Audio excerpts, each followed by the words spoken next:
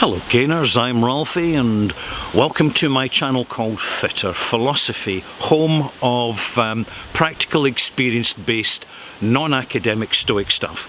And the subject of my video today is New Year celebrations, because being Scottish, I come from a culture which is noted internationally for making a big deal and a big celebration of New Year, for creating special cakes and desserts like black bun to mark the occasion, which black bun is basically a big chunk of dried fruit, right, wrapped in a thin crust of pastry.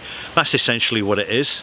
If it's done right, it's lovely. If it's just thrown together and not done very well, it's absolutely disgusting and sickly sweet. Another tradition in Scotland for the New Year is first footing. In other words, who's going to be the first foot over the threshold of your home, who's going to deliver you a lump of coal. So you may be wondering, what's it with the lump of coal? And the idea is basically to give someone a gift that will bring warmth to their life. It's as literally as symbolic as that. And it's still a feature, and it's still generally something that many Scots celebrate, is what's called Hogmanay, or a Scottish New Year. But there's a very practical reason for this, and I want to tell you what it is.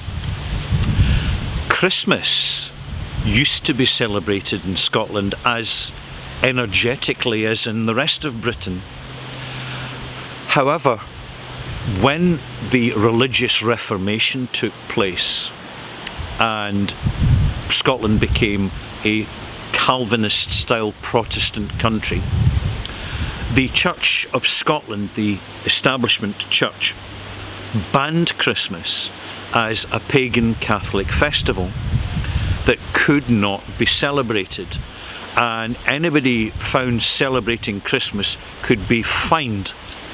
And as money was very scarce in these times, and we're talking not that long ago, people had to replace Christmas, which became an ordinary working day. So no Christmas trees, no gifts, no tinsel, no Yule log, nothing whatsoever. And what would happen is that neighbours would rat up on other neighbours who were seen or believed to be celebrating Christmas. So Christmas became actually a day of complete greyness, and therefore the energy of Christmas was transferred to the New Year quite by default. New Year became Hogmanay, and Hogmanay was in fact a pagan Halloween style festival. So the name got transferred, and this happens a lot in history. And the first footing came in. It was the one day of the year that Scottish people could actually get off work, even though they weren't paid, because this is the culture, the mean-spirited, Calvinist, puritanical culture of fearfulness and smiting and all Old Testament perceptions. So, because Scots had no option but to celebrate the New Year, which was the designated day off, naturally they would indulge with what they had available to them. So there was simple recipe cakes, some shortbread, and of course, whiskey. Beer, whiskey, and some wine if you could afford it. Now the result was that people would basically just get pished in New Year, get drunk to let off steam, to actually just cope really with a very Calvinist, dismal environment, lifestyle that people had no option but to live. I mean, I remember it as a kid, and literally Christmas only became legal again 4 years before I was born. That's how close it is. When Christmas was banned, this is actually in some people's living memory. It was only de-illegalised or re-legalised to celebrate Christmas in 1958. And this is part of indigenous Scottish history, which is not generally acknowledged, it's not generally shared. There's many people in Scotland not even aware of it because people have short memory syndrome. But we should keep long memories. We should never ever forget not just the legacy of our own personal lives, but the legacy that our ancestors, particularly our recent ancestors, have experienced, because therein lies something that is a lesson to us, something that could be repeated in the future. The banning of festivals and celebrations because they are not politically correct, because they are cancelled, because they are thought crimes, experienced crimes.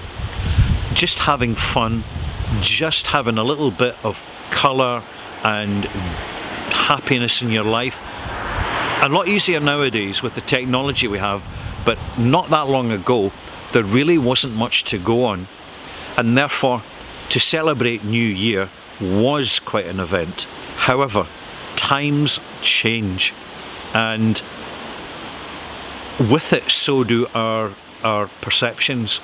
So in my next video I'm going to give you a perception on the modern Scottish New Year and how it's changed significantly over the last 3 generations. I'm Ralphie, hope you've enjoyed this little perception, this little overview.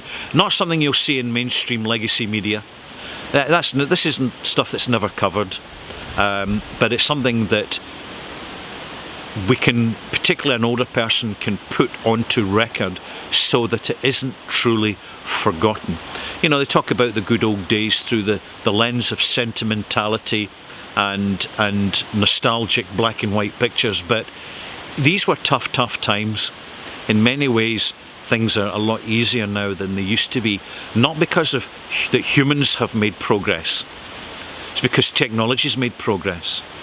And unfortunately we see signs that technology is allowing humans to regress collectively.